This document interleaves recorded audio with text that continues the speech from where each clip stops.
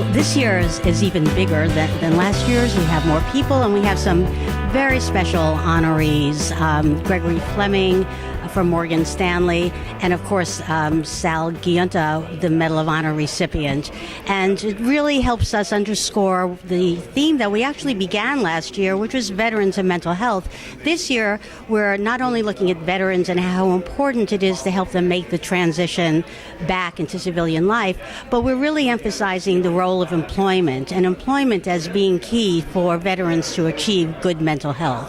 I think that in the beginning of these wars, we were largely concentrating on the wounds, the physical, visible wounds that a lot of these veterans are getting. The medical care was great, but now we have this. What we need to do is get them, when they're back in their community, the kind of care that they need. But even for them now, in many ways, the most important to them is they get jobs, that they get employment.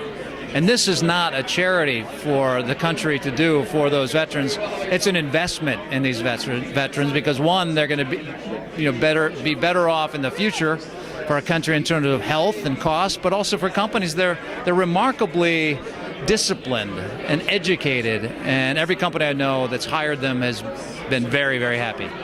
This is really important work. Education is the single most important thing we do. It's the only way we can reach into the future. And we have to take care of the people who brought us here, particularly people who served in uniform. We've got a very large country, 320 million people, being defended by a very small number of brave young men and women.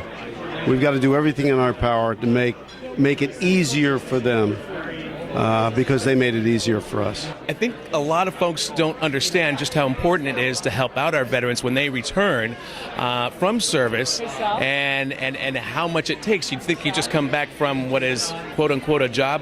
It's not like that. You have to be reintegrated and really go through the whole process of reacclimating to what's gone on. And there can be a lot of issues mentally returning from what you've seen. Wow. I do have a lot of friends that are veterans from many different conflicts. And as they come back, I do understand the pain of the integration. And so this is touching my friends, so it touches me. I do it for many reasons. Number one, because I really believe in the MHA and all the people that they help. And I've seen over the years, it's just such an impressive organization to be part of, and that's why I help. And this year in particular, and last year, and the year before, we're all about veterans. And I just think that that's such an important thing that we're doing to make them feel comfortable assimilating into society. The event this year is really to both recognize those large employers who are creating jobs for men and women in the military as they re-enter civilian life, but also to raise awareness and support for making sure that once those men and women get a job, that they're able to keep it. Because having employment is one of the best things that we found. Research proves that a man or a woman who has a job that fits them, that they feel great about, is going to stay much healthier physically and mentally, and provide their family and be a fully functioning member of the community. I've had the privilege of being with the Mental Health Association of New York City for about 17 years now and seen everything we do grow and reach more people. The Lifeline, for example, that we see, the network that we run, the national network, is going to be reaching about 1.5 million people this year. Our Veterans Crisis Line is going to be reaching out to about over 400,000 people this year. So the number of people who we're connecting with and lives are making a difference for is unparalleled. Every year it gets better. Tonight we raised over $1 million, which was a goal, which is an all-time record. So we feel really good about what we've been able to do this evening. In terms of the, I think the percentage numbers have gone up since last year in terms of employment of the veterans. But what I do know is a lot more companies have decided to hire them, because I think there's now evidence that they are doing extremely well when they come back into the civilian world of business. Well, this evening, all of the proceeds raised are dedicated to through the Mental Health Association, trying to reintegrate veterans back into society in as positive a manner as possible. And I really can't think of an organization and a purpose that's more redeemable in the society that we live in. I think it's incredible. I am so excited, first of all, to meet so many amazing people that are going to be here tonight, from Sergeant Giunta to Bob Woodruff and Lee Woodruff, and just to be able to be in an environment with people who care about shedding a light on mental health issues, as well as making sure that we're there for our veterans. So I think it's a wonderful evening because there's a lot of important issues that we're tackling, but at the same time, we also get the opportunity to meet really wonderful people. My life has been very blessed. I joined the United States military at 18 years old because I said I could spit and swear and jump out of planes and fight bad guys, and that's what we needed in 2003.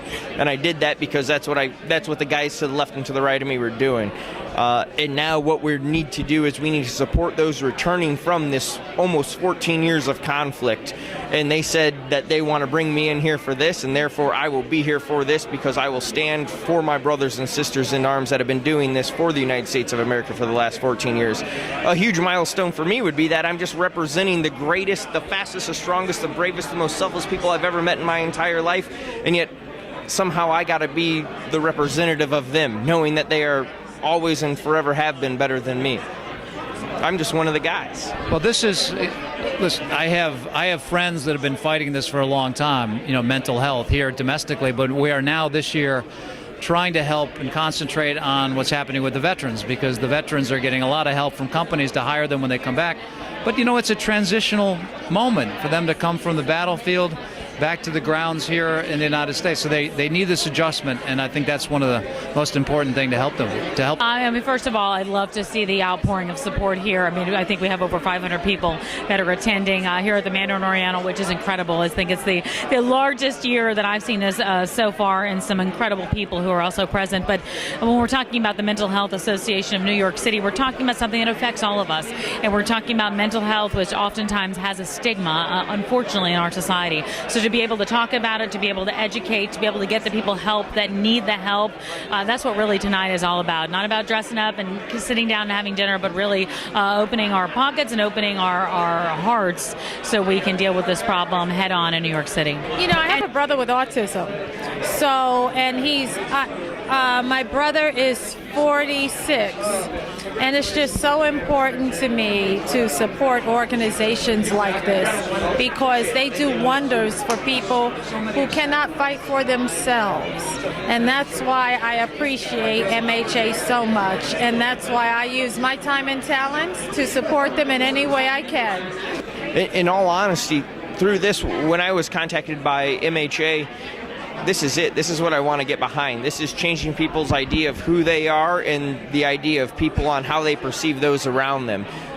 We have so many veterans today struggling with post-traumatic stress, traumatic brain injury, and there is no one magic pill or bullet that can solve any of this. But through understanding, through extensive research, we can find these people, seek them out, and try to better their lives. And if there is something that I can do to better someone else's life, then I'm in.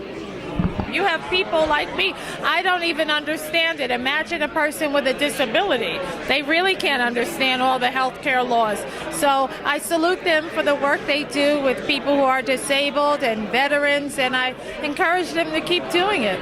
I think we say the words educate all the time, but that really is the bottom line. It's educate. It's being able to have a conversation openly and talk about what is affecting all of us. As New Yorkers, we walk the streets together every single day, the same streets, in and out of the city, walk alongside the same people, and to be able to have a conversation like this and to be able to help people that really need the help. We've seen so many of these stories with regard to mental health in the news lately, a lot of them with very, very sad endings.